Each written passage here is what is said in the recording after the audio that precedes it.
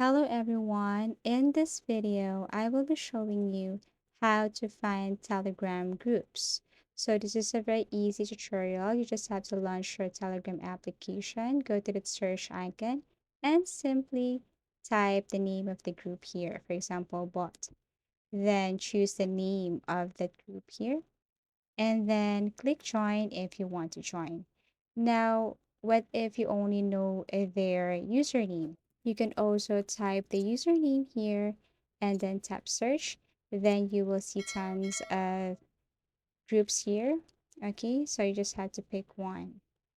And then what if you just know the link? So you just have to paste the link here. You can copy the link and then paste the link here and then kind of tap the name of the group. Then click join if you want to. Okay? So there are tons of ways on how to search groups on Telegram. You can just simply search their name, you can search their username, or you can even paste the link here.